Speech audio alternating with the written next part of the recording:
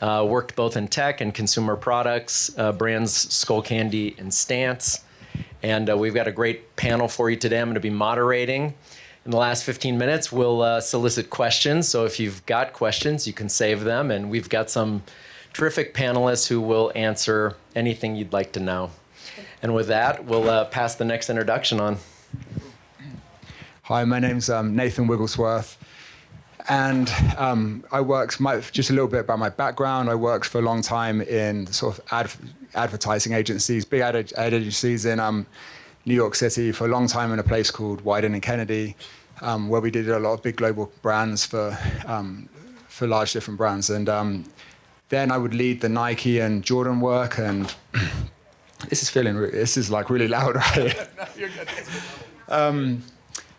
And then about towards the end of the time at Wyden, I would lead all the sort of Nike and Jordan account. And so then I started working with a lot of the players in the NBA and who were really interested in kind of launching their own brands and doing their own things. And so I started helping them, and ultimately led to me launching my own studio about 4 years ago. We still do all of the branding, advertising for Nike and Jordan, and we work with a lot of athletes. And most recently, Jimmy Butler at the Miami Heat, we've been launching his coffee brand, Big Face, and a number of other athletes as well, Jason Tatum, Russell Westbrook, some other people. And yeah, that's a little bit about me. My name's Jeremy Brockbank. My accent's a lot stupider than that. I've been trying to adopt Wigz accent for a while now. I'm the CEO of Volcanic Retail, a SaaS platform that connects retail brands and buyers.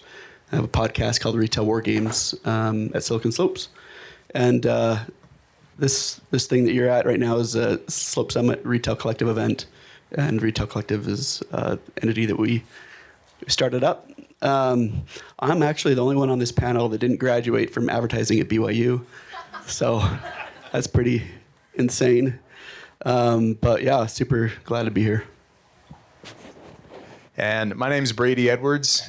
I did graduate from the ad program at BYU. We put that together 4 minutes ago. It was too weird, about, I guess, a decade apart. 10 years apart. Yeah. My background, I grew up a child actor, so I was on random things with Disney Channel and Nickelodeon. So I was in front of the camera on these large sets. And then as time went on, I started getting into YouTube obsessively. And I found my way into a couple of big channels. One was called Tanner Fox, and that led to being the video director of a channel called Mr. Beast. It's the largest YouTube channel in the world. And we did about 9.5 billion views in my tenure there. So you learned a lot, and I thought, well, this is great. People are making videos everywhere, and most of them are okay. So we started my company, biggest agency, to help people make better videos, better content, tell better stories. So we're going to try and explore the intersection between brands, building brands, and content creation, and how they overlap and how they intersect. And as we were having our pre-call a few days ago, one of the things that we kicked around was the idea of, could you build a brand today realistically without influencers? Can you build a brand without content creation? Can it be done? Or would you be better off only starting a brand with a big audience to begin with an influencer that already had big access? Could you really start from scratch? My previous companies, Skullcandy and Stance, we were able to do lots of endorsement deals for really favorable economics to us. And we're able to work with big A-listers, Will Smith, Dwayne Wade, lots of basketball players, Rihanna. And today, when we went to Rihanna and started flirting with her about the idea of doing a lingerie brand after we had done socks with her, she said, I think I want to keep that one for myself. I want to make that my brand. And you can see how successful it's been versus a subline of a product with another brand. So I think my first question is, would you start a brand today without having a partner who already has an audience? I'd say yes. And it just really depends. It's been a really fascinating process over this last few years, kind of working, especially with different athletes and artists that are thinking about launching their own brands. And we've learned a few things. And I think one of them is that just because somebody is famous and has millions of followers doesn't necessarily mean that they'll be a success in whatever brand it is they want to launch. So many of the athletes are like, I want to have my own fashion line. And we've seen this a million times, and then they'll do it. and they'll sell like 20 hoodies, and you're like, all right, that was a waste of everybody's time. And so just because somebody's famous doesn't always translate to those things. And so I think if you have a passion, if you have a brand, you know, one, don't be quick to sort of sacrifice equity or, you know, go for an equal partnership with a big celebrity just because you feel like you can leverage their fame to sort of move the product. It doesn't always work that way. And you've probably seen that before with a lot of the partnerships that you've done.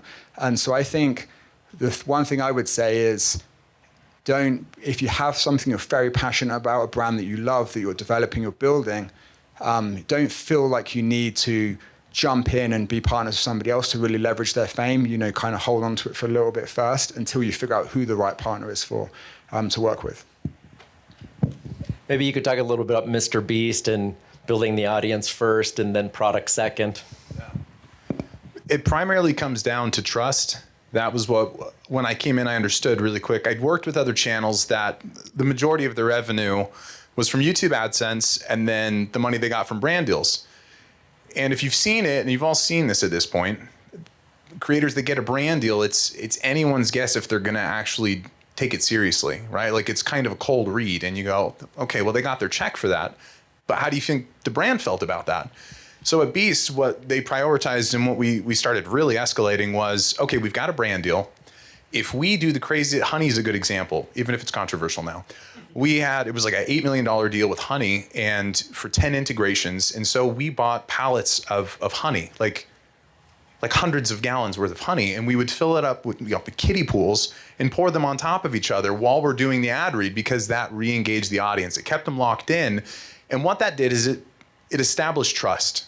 And so anybody that throws their name and their audience in front of any brand, they're just kind of for sale. You don't trust that. But anybody that shows that, hey, the brands trust me because when we do an integration, we're going to take it above and beyond. And the audience trusts me because I don't just endorse any crappy product that's going to write me a check. So when you set that as the precedent for how you're going to make your stories, I don't like the word content, I like stories. When you're going to set that as the precedent, which is trust, then when you have a product that you actually do deploy and take to market, one would be Mr. Beast Burger. So that deployed during COVID.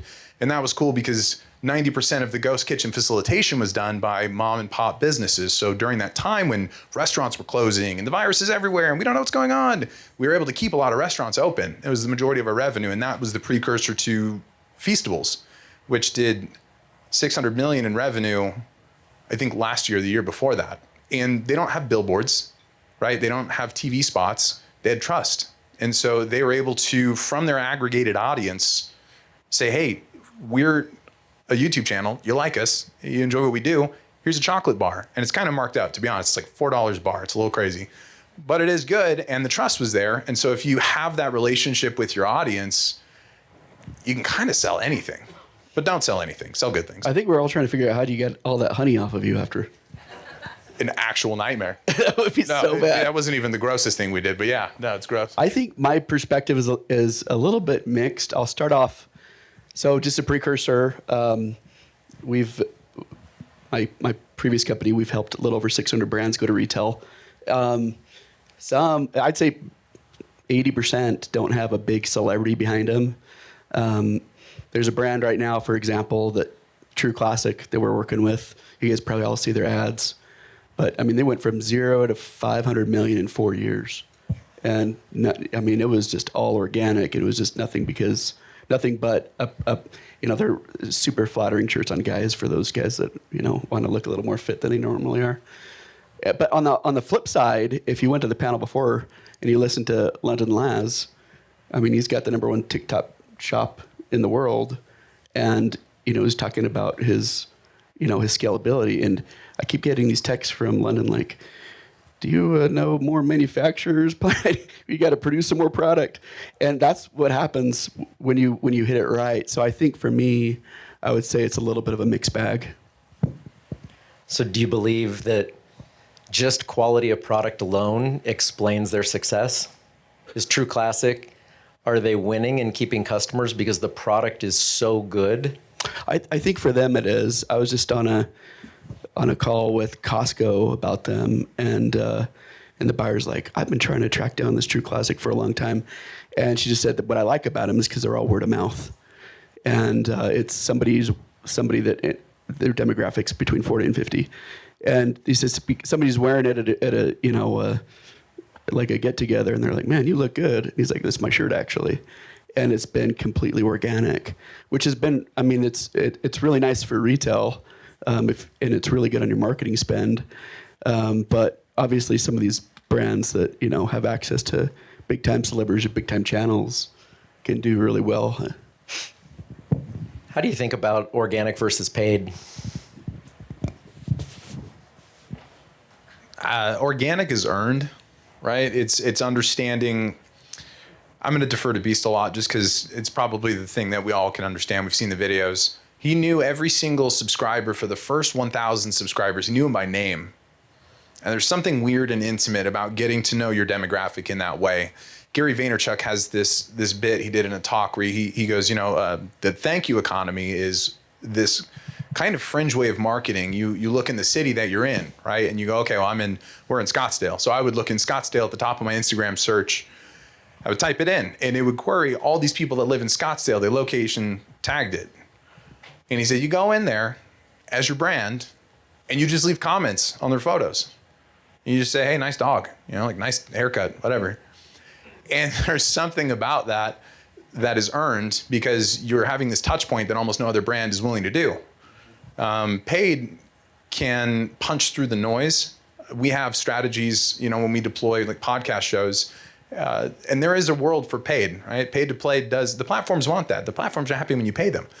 But I think some people will use that as a crutch if they themselves are not willing to pivot or to take a pulse on what it is people are watching them for. It's like, oh, you know, they're showing up and we're missing the mark. And part of what we learned was that just because you put a number on the board, like most people are happy to.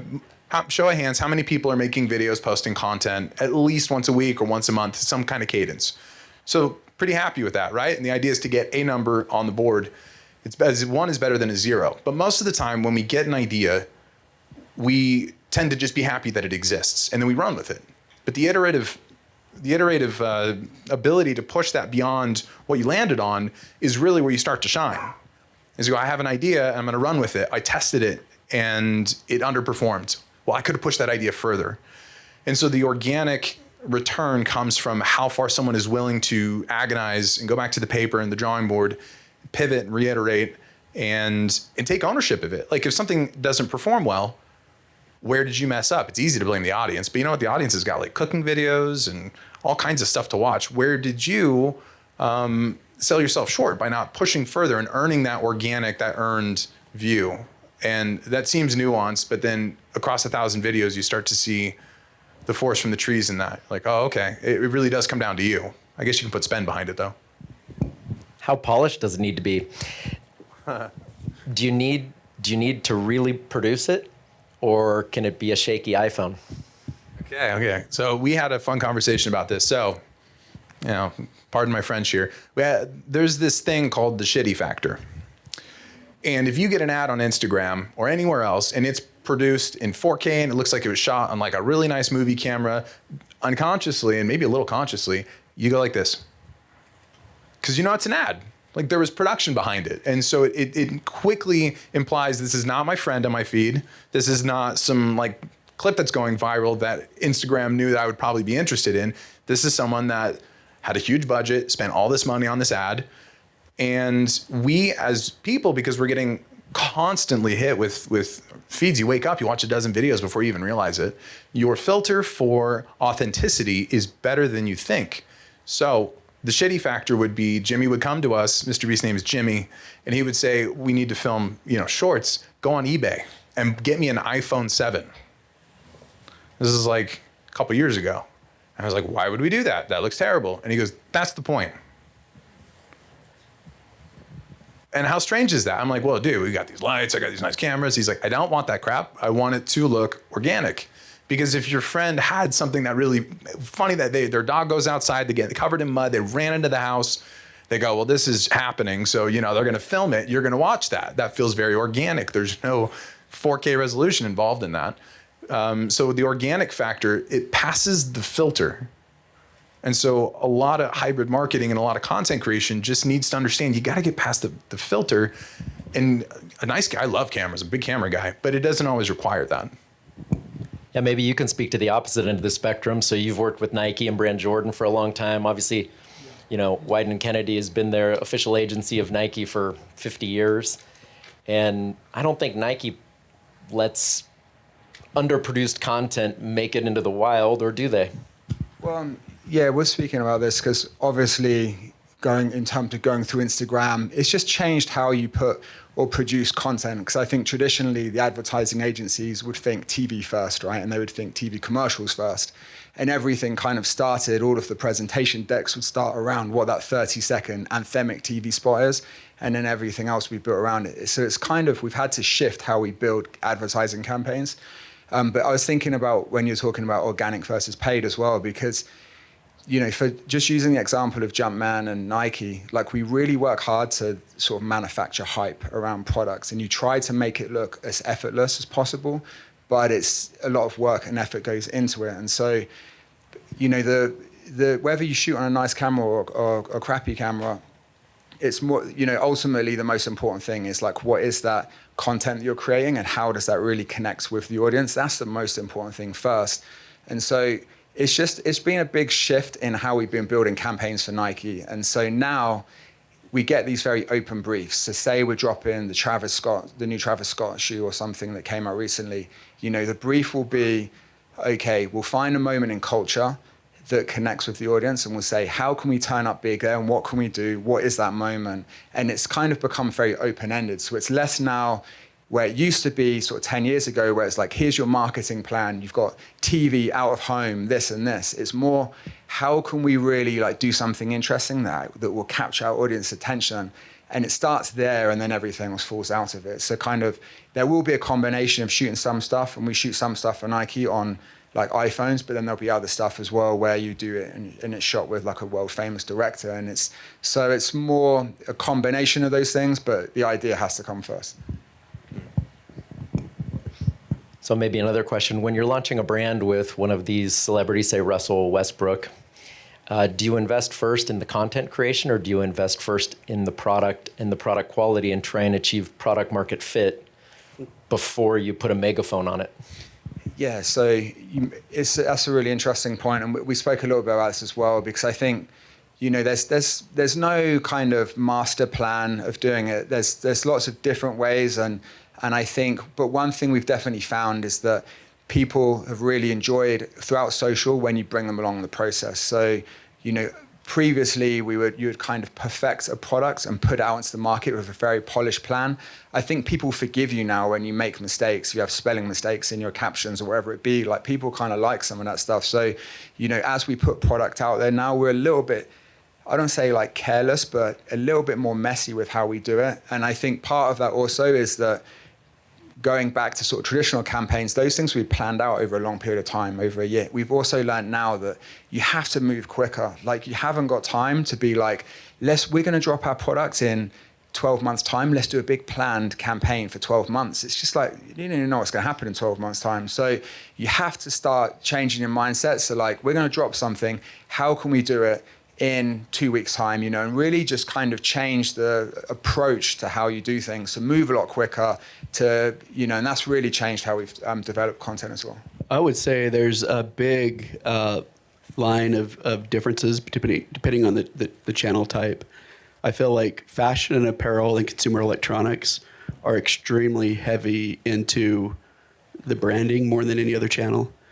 We deal with brands from all of the 117 channels, and a lot of them, it's mostly just product market fit. You know, if you have you know, Buttermints, right? I mean, products that can sell in grocery or whatever the deal is, there's, if you have something that you feel like you've attacked the white space in a good way, at a good value to the customer, I feel like that's kind of where the other 115 channels hang out. And then fashion, apparel, and consumer electronics are, I mean, they're a lot sexier of channels. And I feel like that's kind of where you play the other game. So I want to touch on the interactivity of social, the comment section in particular. I think it's sort of an underappreciated part of content creation. And I was looking at this business called Bring a Trailer. Some of you may have seen this. It's the largest auction site now for vintage vehicles in the world, and they're doing hundreds of millions of revenue. And in their business plan, I saw this interesting statistic, which was if an auction gets more than 16 comments, it has a 98% chance of closing above the reserve price. Wow. In other words, the interactivity of the comments is driving the value of the site itself.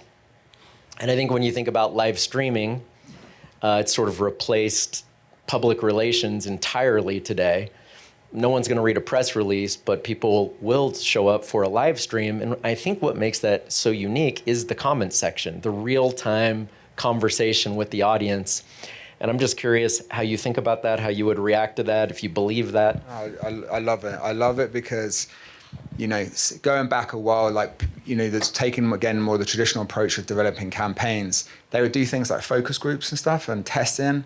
And as a creative, you would build something beautiful and you're trying to make something edgy, something that's going to like get people's attention. And then they would do like a focus group with a bunch of people and they're like, I don't understand what this is. And they would, so now the comment section's kind of changed all that because it really tells you exactly what people are thinking and what their point of view is. So even for the brands as well, they can't kid themselves and pretend something was successful when it wasn't. You know, it's like they put it out into the world, instantly you get a reaction. I think probably the most saddest thing is when there's no reaction at all, right? And I think as a brand, you really care about your brand. You just want people to be interested. You want the conversation to be sparking around your brand. And so if you put stuff out there, you put it on social and you get one comment, you're like, oh man, I spent 6 months working on it for this. And so I think, you know, going into any campaign, it's like, how do we create conversation? Like, how do we, you know, really spark conversation? And when a conversation does kick off, and sometimes it's organically, it's like, how do you jump in on it and really sort of like capitalize and build on it? I just want to say something really cool about what Jeff Kearl's done. There's been a lot of brands that have come out of different states. I don't think there's been anyone that's been more important for a community than both Skullcandy and Stance. They're interesting because a lot of the ecosystem actually spun out of those talented players. You think about like Jeremy Andrews now at Traeger. I mean, it's incredible. But what they did really, really well in two different ways is on the headphone side. It's fascinating. We talked about this on the pre-chat. There is Bose and there's Sony and others that are kind of playing in the traditional headphone space, but you decided, why don't we create a lifestyle brand that also is a headphone? And you had a completely different market. And then you did the same thing at Stance. When Clark Miyazaki told me he was going down to work on a stock company, I thought, what are you doing? You know, because every stock was white or black. And it's the same thing. It completely created an entire channel on its own. I remember being in, this is kind of a sign that you've got a good company. I remember being in Munich at a trade show, I think it was ISPO or something. And I remember just being in the subway and just organically seeing Skullcandy stickers in the subway. I'm like, these guys, they've obviously done something right. So tell us, I'd like to hear a little bit about your journey here. Well, now that I'm embarrassed, thank you for that. By the way, Skullcandy, that was my capstone project at BYU Advertising. I didn't tell you that before this. It's a small world indeed. You know, the idea of Skullcandy, there was a counter positioning, as you point out. And, you know, the founder of that brand, his name's Rick Alden. He's one of my dear friends. And he didn't know how to finance the company. So at the time I was working at a venture capital fund here in town. And he came looking for money. And I told him, we're never going to put money in a headphone company. We're investing in software and internet companies. He called me the night before the Consumer Electronics Show in January of 2004. Dates me. And he said, I'm desperate. I've paid for the hotel, I've paid for the booth, but I don't even have the money to travel down there. Can you lend me $25,000? And so he talked me out of my money over the telephone and went down, had this successful trade show. He calls me after the show and he said, good news and bad news. The good news is I sold $900,000 worth of orders. I got the POs. The bad news is I don't have any money for the factories, and I have to come up with $450,000 to produce the $900,000 of orders. Pre-Kickstart and to go. Yep, pre-Kickstart, pre all of that. So we quickly put together a little angel syndicate and raised enough money to pay for that initial order. But the counter position really came from this. I said, I want to see these purchase orders. Because I didn't really trust that he really sold $900,000. I wanted to see it He's a for good myself. salesman. There you go. So I started calling them. And the first one that I called was Radio Shack. And the buyer said something to the effect of, Sony, Bose, and Sennheiser are all positioned around sound quality. We sound better than the other guy. Our bass is better. Our treble is better. Everyone was positioned on the axis of sound quality. And he's like, what I like about Skull Candy is you're not in a box. You're in clear packaging. I can see what it is. There's these pop colors. And there's nothing about bass or treble or how you sound. It's just about this contrarian, rebellious movement. Yeah. He's like, so I'm going to kick out one of those other three to make room for you. Yeah. And that really became my education about counter positioning and launching brands. And I've invested in a lot of consumer brands. Away Luggage, I was a seed investor there. The Honest Company, a lot of these DTC brands when it was really going through the renaissance. And nearly all of them that succeeded and got to north of 100 million had that clear counter position against everyone else. And Stance certainly had that against all the other sock companies. But now when we look at brands, we ask the question, that counter position, is that insight truly earned and genuine? Like, how authentic is the earned insight on the counter position? And I think that foretells the quality of the brand later. If it's really genuine and authentic and it's clever, against all of the incumbents. Another one I love is Sunbum, right? You could walk into Target and it's just this sea of fluorescent sunblock, and they're all SPF, doctor recommended, Hawaiian Tropic, looks just like Neutrogena, looks just like all the others. And then they came in and they smelled different. They had this different color in their packaging. The containers themselves were different. Everything about it was counter to all the incumbents. And so if you're a buyer and a retailer and you're selling 7 brands that all look the same, but this new brand comes in and in every axis, it's a little bit different, whether it's pricing, whether it's the audience it's connecting to, you're going to kick out one of the old guys and bring in the new. And I think that's how you get on the store shelf when you're first starting out and you have nothing. That's how you get it going. Just my 2 cents. I think it's fascinating because I think most people that are starting brands are in the thick of it. We even hear it with all the big CEOs here. There's big capital constraints that everybody's facing. And even the Skull Candy, it's like, you know what, I can't even pay for my flight. That's what's I think really cool about the brand entrepreneur is we're almost a little delusional with how good our products are, that we're almost I'm not sure if they're good mistakes or really, really stupid mistakes. But you could see he was totally all in. And what's interesting is a lot of times, and this is, something I've kind of figured out over the last 5 or 10 years, the products that are on the store shelves are not the best products that were invented. The products that are on the store shelves have the best team that knows how to get the products on the shelf. There's a lot of better products that went and died. And I don't think we quite understand. It's not always just, really most of it comes down to human capital. Like, who do you have on your team? Are you betting on the horse or the jockey, right? And I think really good companies really have the top-notch talent, and they are the ones that can pull the whole thing. I imagine that's probably been your experience with Stance. That's a great insight. This doesn't just relate to brands. This relates to companies in all industries. You can be a software company. You can be any kind of company, and the quality of the team really does make a huge impact. One thing I have noticed, living in Southern California and working with a lot of talent agencies and working with a lot of talent themselves, is the people that have really risen to the top have really A-plus teams behind them in that world as well. Just like you'd find at Mr. Beast, as I got to work with people like Rihanna, amazing team, Jay-Z, amazing team, Will Smith, amazing team. All of those celebrities, you just know their name, but there's a deep bench behind them that's really making those machines work. And so I think you make a great point there. It is an important thing. Okay. Just kind of shifting gears for a minute. It was, I'd love to hear a little bit more about content creation. It was fascinating. We had Devin Supertramp on the Retail War Games podcast, and his insights were just fascinating. He happened to go, he was college roommates down at BYU with some incredible people like the Harmon brothers and Austin Craig, who did the Aura Brush commercials. They just all happened to be roommates, and they all spun out crazy things. But it was fascinating talking to him because what he was saying is, look, we spit out a lot of content, and what we have learned is we can shoot the exact same reel, and it'll get no hits.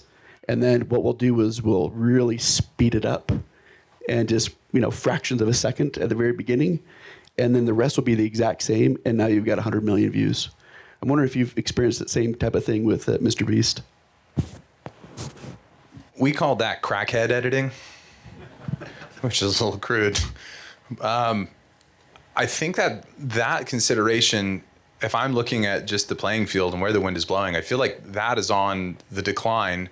When AI started emerging, AI videos, it was like every fifth video I got was some hyperlapse of a guy wearing a jacket, and now he's wearing 100 jackets, and it was just like, my brain doesn't work that way.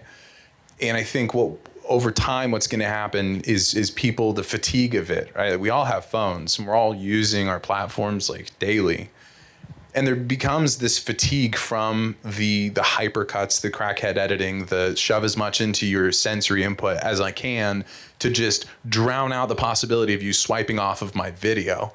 And I think people are catching on to that as more brands are starting to do that almost in principle. So it's like, we work with a lot of firms, the companies that will have marketing agencies, and they'll be running strategies that are like 2-3 years old. And we'll look at what it is they're doing, and we'll say, even a 6-month-old strategy now is you're in the lag phase of like where the actual spear's tip is. And where I think it's going is in the actual substrate, like the ethos of the story you're telling. And so, to be a storyteller, that's just kind of this like trite thing to say. But the best way to do it, in my opinion, I normally just sort of say this for clients, but you guys are cool, is you have to have a primary storyline, and then something else has to happen. So, the guys that created South Park, they talk about this a lot. It's this happened, therefore, but this, therefore. A good example of this I like describing is we did this video where, if you haven't seen the Mr. Beast channel, they're all kind of like gamer guys. Like none of them are athletes. And we were like, wouldn't it be funny if we like made them hike to the top of a really tall mountain with no like fitness or cardio training beforehand? And it was funny. It was miserable. And what we did is we came up with, okay, here's a handful of things we could do while we're going up this mountain. And it was funny, and people are tripping and falling, and is that a bug? Is that a snake? Whatever. That's primary storyline A. The second storyline was we go, okay, Chandler, you seem hungry. You should call in a pizza. Okay, sure. So now we have a camera. It was already a Domino's. The Domino's guy picks up and he goes, sure, yeah, we'll get you your pizza. Where are you? What?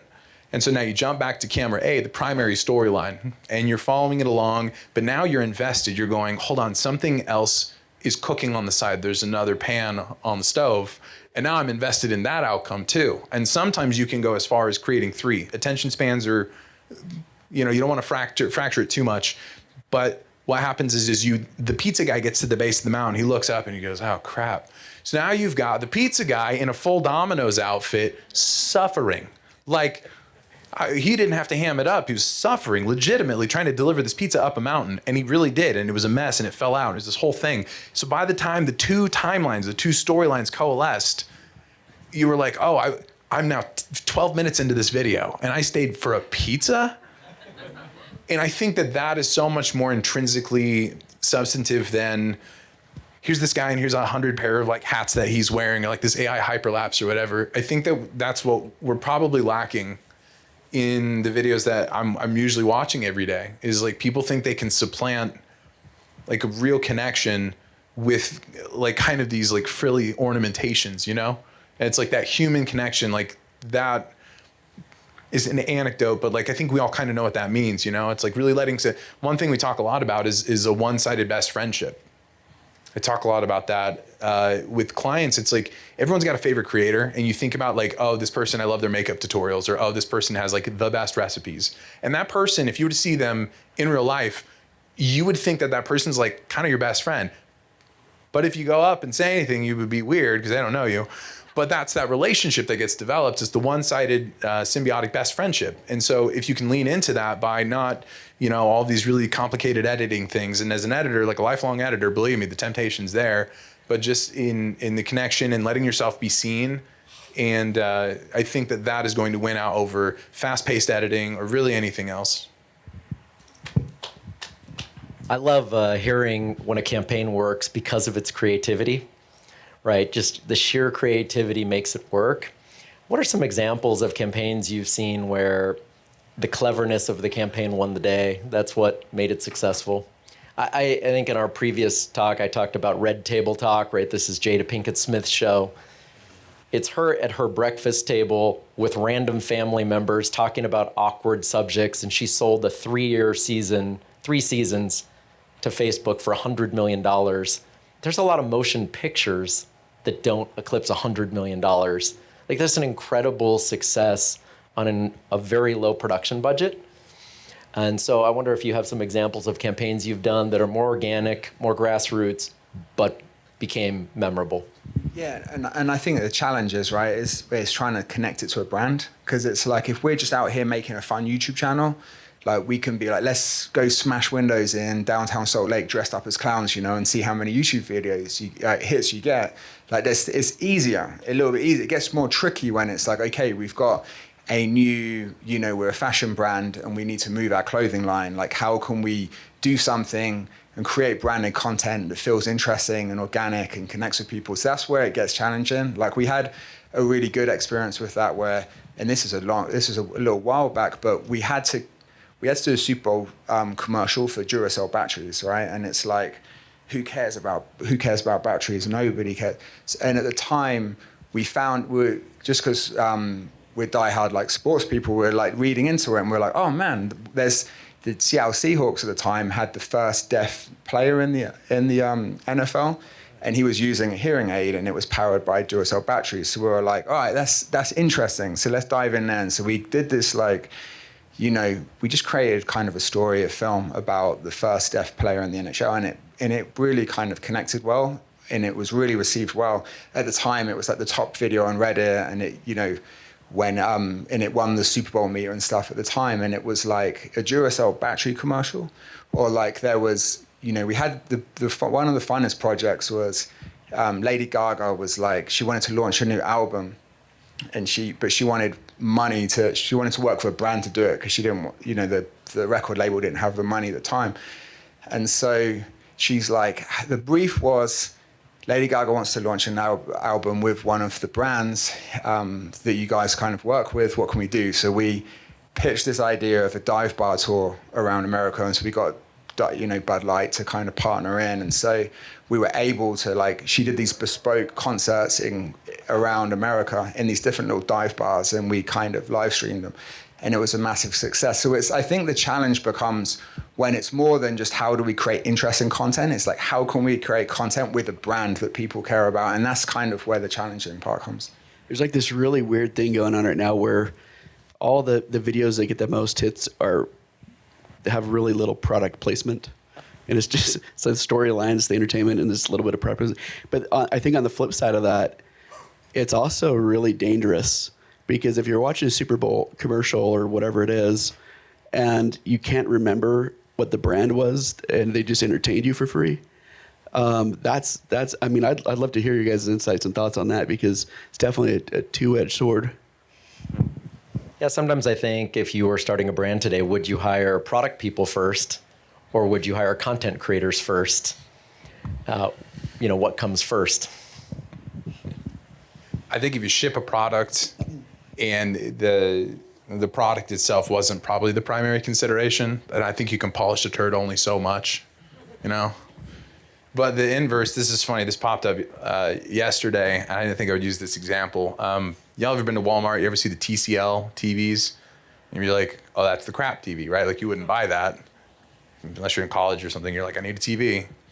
And this is funny because my brother's gonna hold a contrarian position on this. He got in a comment battle on this. They did this campaign and I watched it and it was A, so stupid, but B, it was so brilliant. It was all of this Gen Z lingo. And so it was literally paid for by TCL. And they put this video out and it's like all these hyperlapse edits and it's this narrator going, your TV is going to be so Riz and everything in your living room is going to be Sigma. And it's absurd. It's so, you'd watch it, you're like, it's so stupid. Millions of views, millions. And so they had this product, it's like been out there forever. I've never seen a TCL commercial. But somebody sat at the boardroom and was like, what do we have to lose? And so they took this brand new angle. Literally, it's like everybody makes fun of us at Walmart, so you can't get any lower than that. And they put this video out, and it was so absurd, but like it crushed. And all the comments are like, this is so bad, I'm buying one. So we talked about this on our pre-call. All of the incentives, all of the suppositions that we've made around this stuff, all of it's like inverted. Like the way that we've approached everything has been so flipped on its head in a short amount of time. And there's a lot of factors playing into it, but everything that like you think you know, I would say it's like you really have to second guess it. You have to check with somebody that is getting rizzed up by a TCL commercial. Like all of this stuff is like, it's uncanny, it's the Wild West, and so you have to sometimes throw some stuff out there and just see what sticks, because a lot of it doesn't. You know, low-hanging fruit example of this, brands breaking the rules, would be Wendy's Twitter account, right? We got a lot of people, a lot of nods. I don't know who approved that. They were geniuses. But Wendy's just started picking fights with Burger King on Twitter. It was absurd. And they're just like dunking on McDonald's and like making fun of people in the comments. And it blew up. And so then all of these other like fast food companies started going like, we need to have an unhinged millennial running our Twitter account. And so it's like I guess the mile high view is like, it's probably going to work best if you have a great product and then you're really okay with breaking rules really fast. Yeah, that really resonates with me. I have some good examples of that, but we have one last question, then we'll open it up.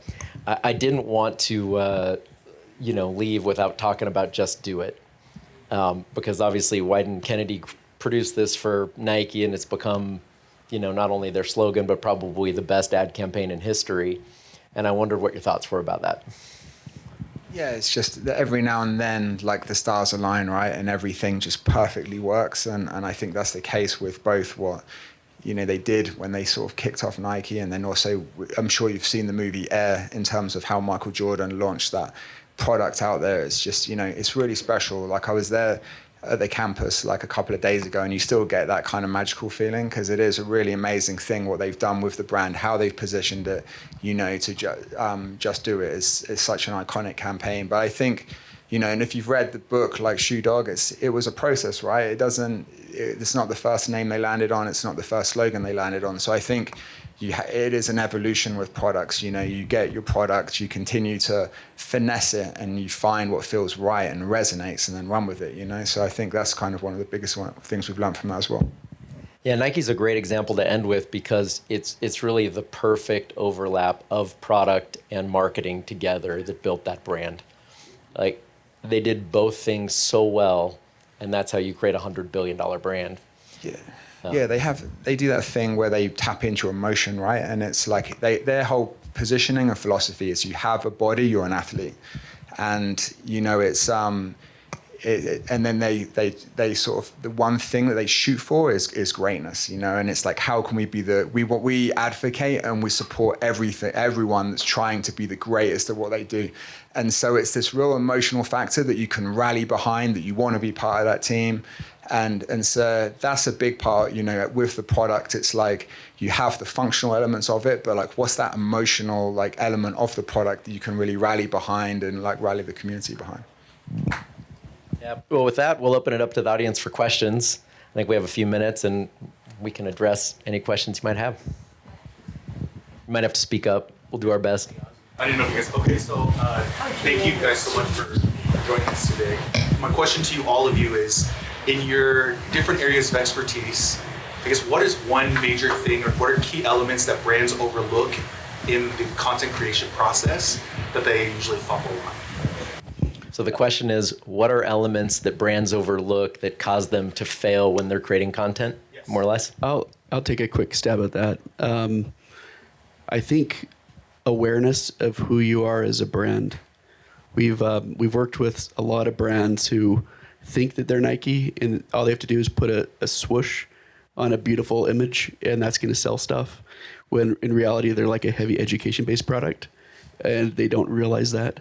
And I think you have to understand who you are to the customer and be willing to do what the brand needs for you to be successful rather than what you want to do.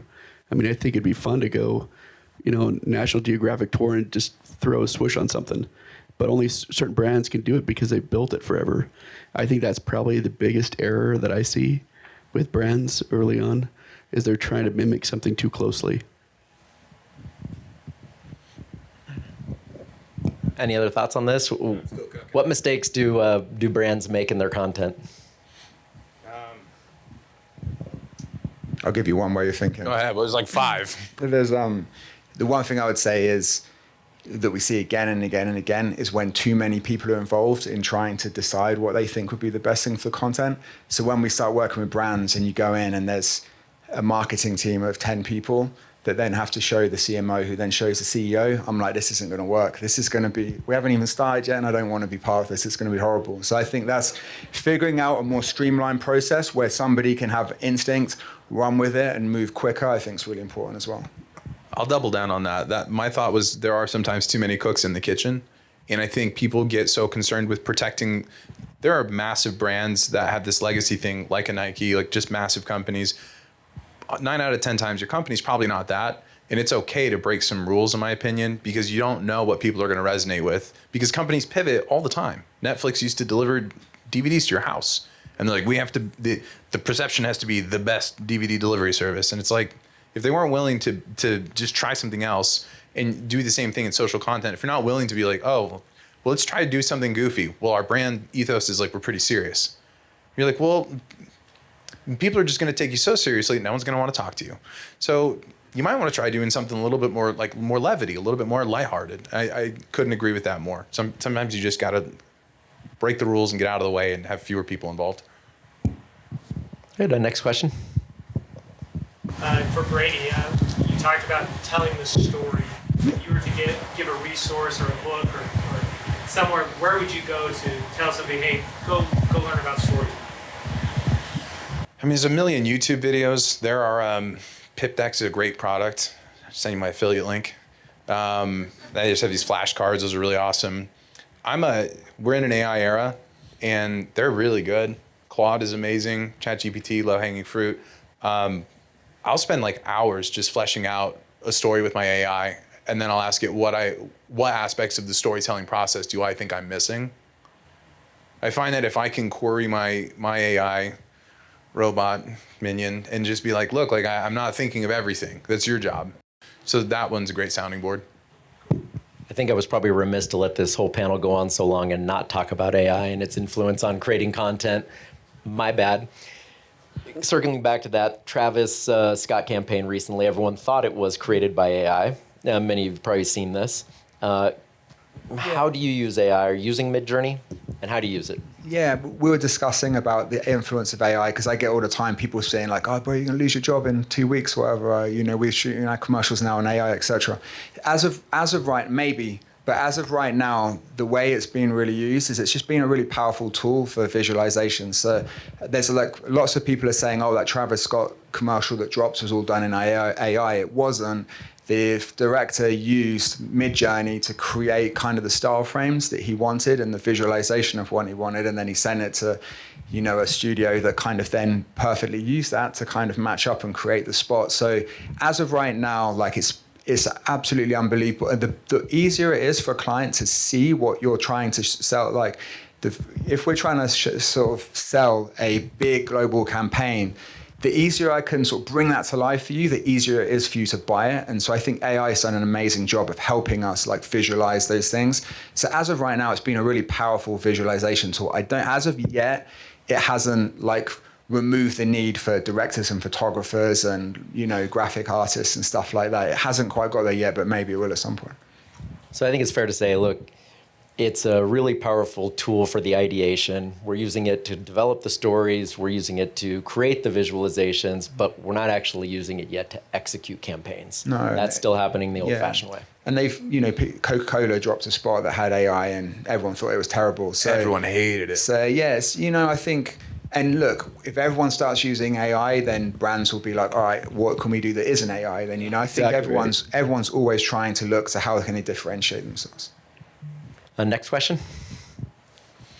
I know you mentioned Wendy's Twitter and how they kind of dunk on other brands, but I mean, I don't necessarily know if that necessarily translates to somebody craving a 4 for $4. In your guys' situations, is there like a medium of content that you guys see actual conversion value coming from in lieu of just awareness, or even if it's not a medium of content? Strategy that you talk a lot about throwing stuff at the wall and seeing what sticks. Is there something that has stuck for you guys in the past? I'll answer it like this. Show of hands, how many people use Google in some form or fashion in your business every day? So specifically, Google Ads. Google Ads is like a toll booth that you pay the fine and they give you a lead, and that lead might convert to a sale. And with social media, video creation, what you're doing is it's not supposed to necessarily convert to a sale. And everyone that's on a marketing team or is, trying to plan like the P&Ls of the company, they're like, the KPIs are like, well, we're not funding it then. And it's like, well, you should, because social and video content creation is meant to be brand, which is that's a dead horse, right? But what does that really mean? It means trust and recognition. Like you're using your posting, the pattern of posting, the tweets as Wendy's, you're doing that to establish trust and to play the game. So this is a game, and that can lead to sales if you do it right consistently over time, and you do find your thing, your Wendy's Twitter dunks, and your own version of that. But I think for the most part, it's really important to bifurcate the intention behind it. So these could lead to sales, but the point is you're playing the brand game, you're developing your voice and letting people know you, see you, trust you. And if it leads to sales, hooray. But this is about reputation. That over there is about sales. And they are two different schools of thought. And this one's really new. So a lot of times people kind of cross wires on it. Wow, they really liked that one. Someone did. Yeah, nice. Any other questions we can answer for you? So we're at a tech conference, so how would you approach a problem where oftentimes the leadership of the company, they really know most about the product? And then you get like a junior marketer, join the team and they can, edit or something, but they don't know anything about the product. So there may be this disconnection with, you got the marketing talent, but then how to communicate about the brand so you can build that trust and the connection, where it would be really cool to get the leadership involved, but then if you're nerds or just shy or just really the engineering part of the company thing, how would you approach sort of that kind of problem? I can maybe tackle that. So I think culture and brand are closely related. In fact, I think culture inside a company is the leading indicator of brand strength out in the market. Because you're often taking relatively ordinary products, things we've talked about today, hamburgers, shoes, socks. These are all commodities. They're relatively easy to produce. And you're trying to make it special. And what really makes it special is the people that build it and the values that they infuse in it. That's why you buy it, because you affiliate with the values that that product represents. And so if that's lost in translation through a company, you're sort of dead on arrival. Right? If you walked Nike's campus, it's simply unmistakable what they stand for. And great brands have an anchoring brand ethos. For example, Starbucks brand ethos is rewarding everyday moments. And I love this because it doesn't have anything to do with coffee, which is what you would associate Starbucks with. It has to do with a second living room. It has to do with a 5 or 10 minute break from your crazy day to have a cappuccino. It might involve a croissant. It might involve a newspaper, whatever they want to sell, because their brand mission is to give you a rewarding everyday moment. And if you're an employee of the company and you understand that, then you understand that you can build anything that aligns with that. And you mentioned Bill Bowerman's quote, "If you have a body, you're an athlete," which I thought was a great response when he was confronted. But Nike's brand mantra is authentic athletic performance. And the founder of the company said, "We're here to celebrate great athletes and their competition." So everyone in the business understands what that company is, what its products are, and there is no lost in translation internally in the business. So I think the best brands in the world have something really clear that's abstract. It's a layer above the product they sell. Nike does not think of themselves as a shoe company, right? They think about themselves as a company that celebrates great athletics and athletes. It's different. And so I guess what I would say is, I think if there's a loss in translation between leadership, who has an intimate understanding of the product, and the people executing any part of the business, that's a cultural flaw that will show up in the market and harm you. And I think the lights going out must mean we're doing a dance party now, or they want us to stop talking. Both are possible. Or what and you're not saying was mutually really exclusive. interesting, and it was for, like, you know, visual effects. Added effect, yes. Added drama. Yeah. So I don't know what that means. I think everyone's available to continue having these conversations casually. With that, we'll end our little panel today. Thank you so much for coming. We really appreciate it.